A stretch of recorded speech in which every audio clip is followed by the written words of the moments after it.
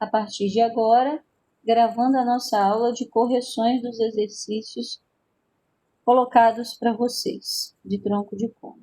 Vamos lá, então.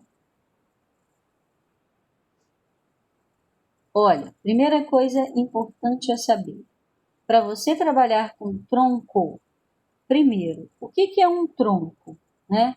Um tronco é quando você, no caso de cone, é quando você tem um cone, faz um corte paralelo à base, né? Essa parte que fica aqui em cima é uma parte que a gente chama de secção de cone, que também é um cone, e o que sobra aqui embaixo é o que na geometria espacial a gente chama de tronco, tronco de cone, ok?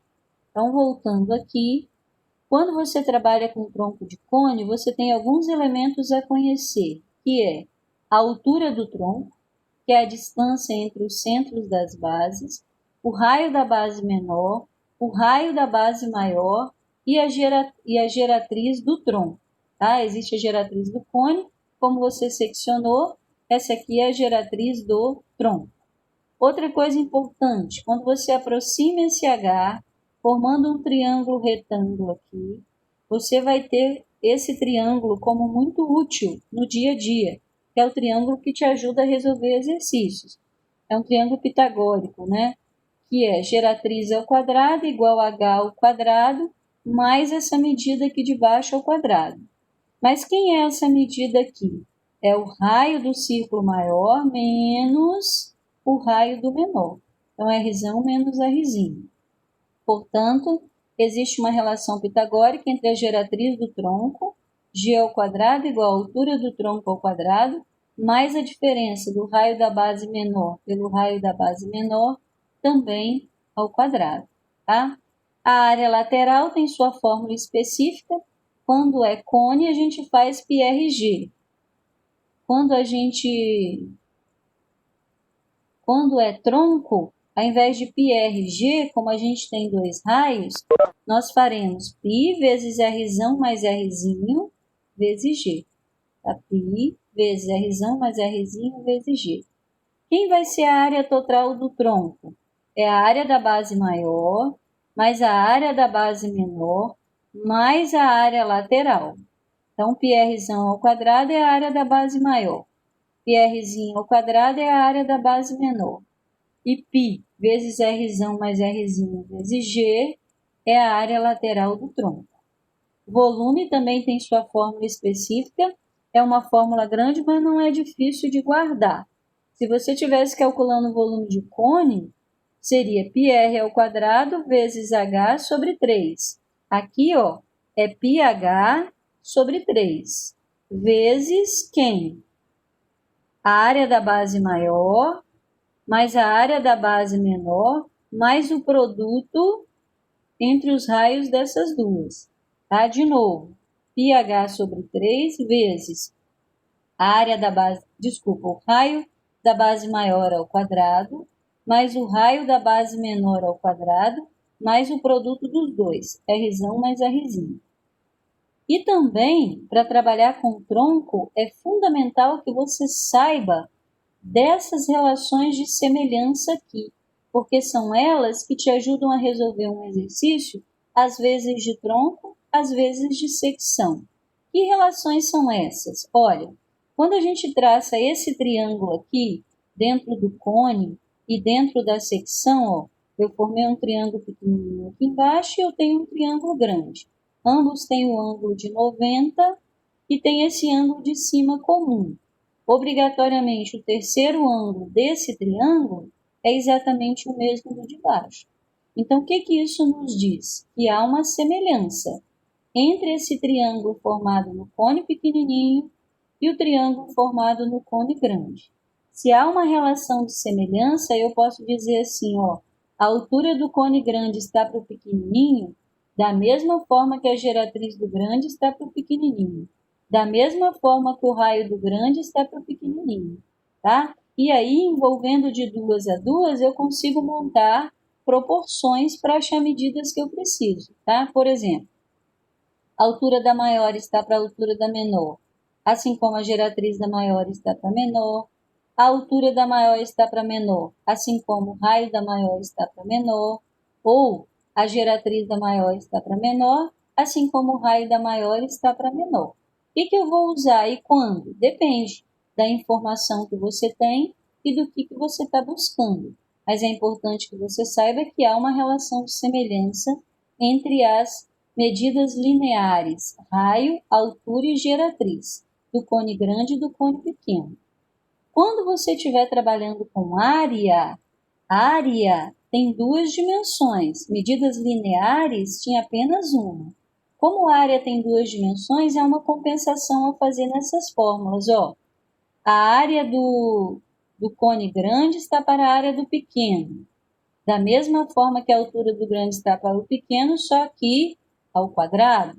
Ou eu posso dizer que a área do grande está para o pequeno, se eu tenho medidas de geratriz do grande para o pequeno, só que ao quadrado. Área do grande para o pequeno, eu tenho os raios, raio do grande para o pequeno, só que ao quadrado. Então, lembre-se, todas as vezes que você estiver trabalhando com área, você consegue montar também uma proporção, desde que você pegue as medidas lineares de altura, raio ou geratriz e eleve ao quadrado. Se o que você está procurando é volume, o volume do cone grande está para o pequeno, assim como H por H, ou G para G, ou R para R, só que ao cubo, tá? Então, a ideia é, existem relações de semelhança entre as medidas lineares, de raio para raio, altura para altura, geratriz para geratriz. Quando você está trabalhando com área, essas medidas lineares terão que ser elevadas ao quadrado para armar uma proporção. E quando você está trabalhando com volume, elas terão que ser elevadas ao cubo para que você possa montar a proporção. Ok? E aí vamos lá na primeira questão que eu pedi que você fizesse. As bases de um tronco de cone circular reto são círculos de raio 6 e raio 3. Raio 6 e raio 3. Sabendo que a área lateral do tronco é igual à soma das áreas das bases, calcule. Então, vamos entender isso. Eu conheço o raio da maior, eu conheço o raio da base menor. E ele está me informando que a área lateral é igual ao que? A soma das áreas das bases. Então, a primeira coisa que eu fiz é achar as áreas. Olha, quem é a área da base maior? É π vezes o raio dela ao quadrado, 36 π, centímetros quadrados. Quem é a área da base menor? É π vezes o raio dela ao quadrado, que era 3, deu 9π. O exercício me diz que a área lateral é a soma dessas duas áreas. Então, eu coloquei aqui, área lateral. Quem é a área lateral? π vezes o raio da maior mais o raio da menor vezes a geratriz. É a fórmula. E qual é o valor da área lateral? É a soma dessas duas aqui. 36 mais 9 deu 45π, tá? Então, 45π é igual a π vezes o raio da maior mais o raio da menor vezes a geratriz. 6 mais 3 deu 9, posso cortar π com π, ficou 45 igual a 9G. 45 dividido por 9 me dá a medida da geratriz, tá? A seguir, eu lhe peço o volume do tronco de cone. Para achar volume, eu preciso jogar nessa fórmula aqui, que tem altura. E eu não conheço ainda a altura do tronco. Então, o que eu fiz? Eu vim pegar esse triângulo retângulo aqui, que eu lhe falei que seria muito útil na resolução de atividades. Então, quem é a geratriz? 5. A altura, eu estou procurando. E quem é a medida que fica aqui? É a diferença entre o raio maior e o menor. Então, o raio maior era 6, menos 3 deu 3. Quando eu olhei para aqui, nem precisei aplicar Pitágoras, porque esse já era o triângulo de Pitágoras. Hipotenusa 5, cateto 3, deduzi que a altura era 4.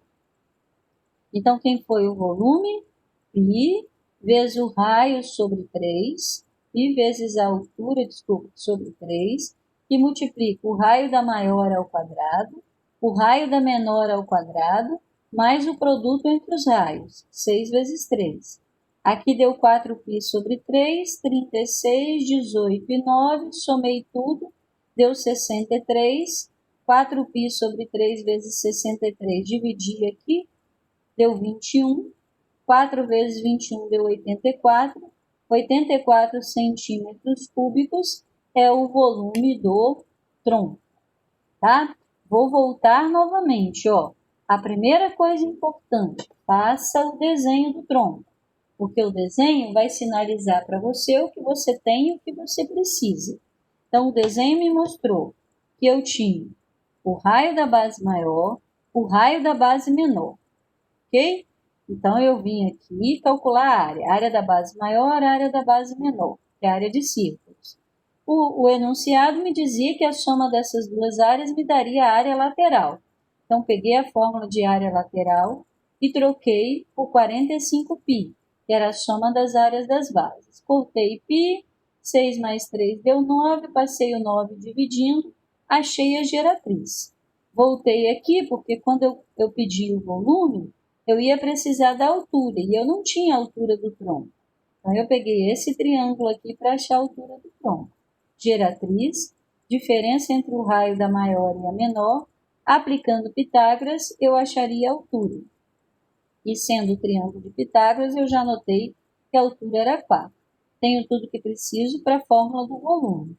Substituir H, substituir o raio da maior, o raio da menor e o produto dos dois.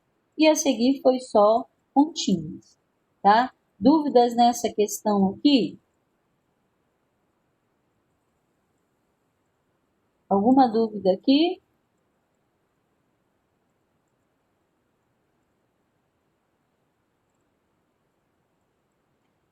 Tudo bem, então, para todo mundo? Ok. Vamos, então, para a segunda questão, que era essa, ó.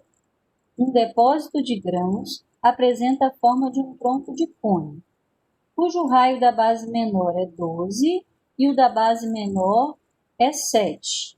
Calcule a capacidade desse depósito, sabendo que sua altura é 9. Calcule a capacidade. Capacidade tem a ver com volume. Então, eu vou calcular o volume e depois eu vou transformar para capacidade. Lembrando que volume são unidades cúbicas. Capacidade é litro e mililitro, ok? Então, ó, eu peguei a fórmula do volume, olhei se eu já tinha tudo que eu precisava. Tenho a altura do tronco?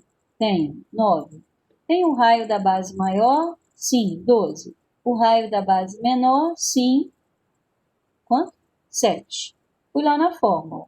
Π vezes a altura do tronco dividido por 3, vezes o raio da base maior ao quadrado, mais o produto do raio da maior com o da menor, mais o raio da menor ao quadrado. 9 por 3 deu 3, 3π, 144, 84 e 49. Somei 277. Multipliquei por 3, 831. Troquei o π por 3,14, deu 2.609,34 metros cúbicos. Achei o volume. O exercício quer capacidade. Que relação eu conheço entre metro cúbico e capacidade? Eu sei que 1 metro cúbico são 1.000 litros. Se 1 metro cúbico são 1.000 litros, eu posso chegar aqui, multiplicar isso por 1.000 e passar de metro cúbicos para litro. Multiplicando por 1.000, eu teria que caminhar 3 casas com a vírgula. Eu tenho apenas 2, eu caminho as 2 e acrescento um zero. Então, a capacidade desse depósito é de 2.609.340 litros. Se for volume, 2.609,39 metros cúbicos. Ok? Questão simples. Você deveria apenas conhecer a fórmula do volume e já sair aplicando, porque todas as informações da fórmula você já tinha lá. Ok, tem alguém falando que a Yasmin, né, que não trocou o π. Não tem problema não, mas você passou para capacidade depois, né, mesmo em função de π. Tudo bem, sem problemas. O ideal é que numa resolução de exercício dessas, você troque esse π, tá, Yasmin? Mas eu vou aceitar. Vamos lá. Vamos lá, né? Questão de número 3. Um recipiente cônico foi projetado de acordo com o desenho ao lado, no qual o tronco do cone foi obtido, de um cone de altura 18. Qual o volume desse recipiente? Vamos entender a situação, ó. Isso é um tronco.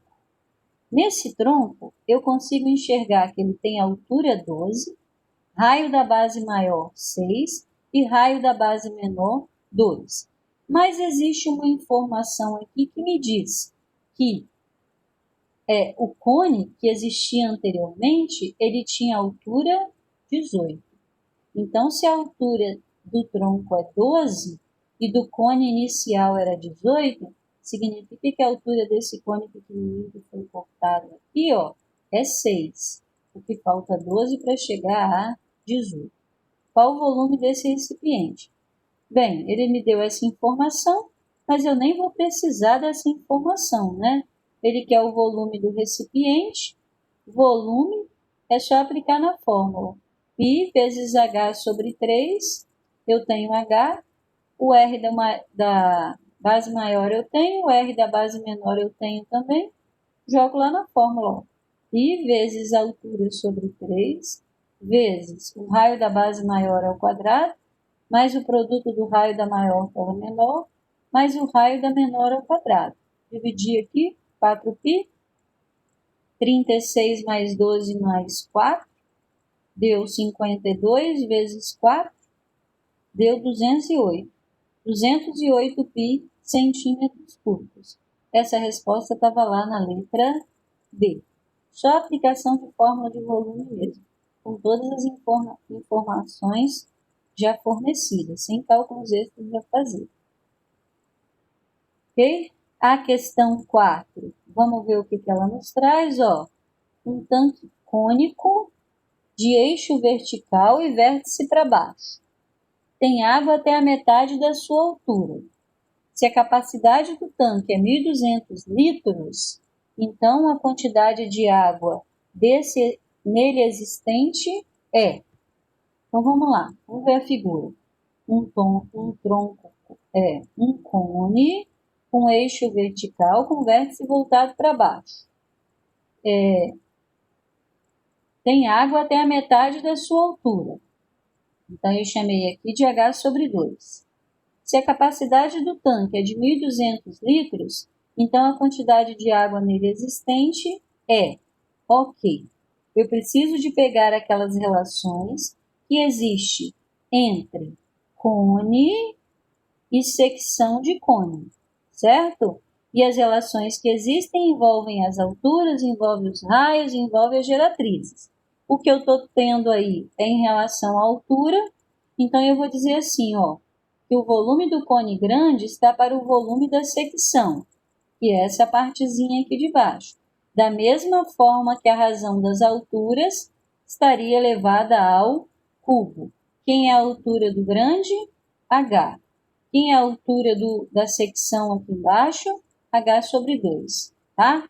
Então, ó, volume do cone grande está para o volume do pequenininho, assim como a razão entre as alturas dele ao cubo. Quem é o volume do cone grande? É 1.200 litros. Mas litros, Lene, é capacidade. Ok. Mas eu também sei que 1 decímetro cúbico equivale a 1 litro. Então, eu vou trazer esse 1.200 aqui, trabalhando com a unidade de decímetros cúbicos, já que 1.200 litros corresponde a 1.200 decímetros cúbicos, ok? Então, eu repeti o 1.200 aqui para o volume da secção, que é o volume que vai estar aqui embaixo, assim como o H de cima vezes o inverso do de baixo.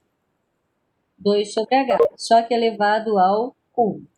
Dá para cortar H, 2 ao cubo dá 8, então o volume do cone grande está para o volume do cone pequenininho, igual a razão entre as alturas, que deu 8.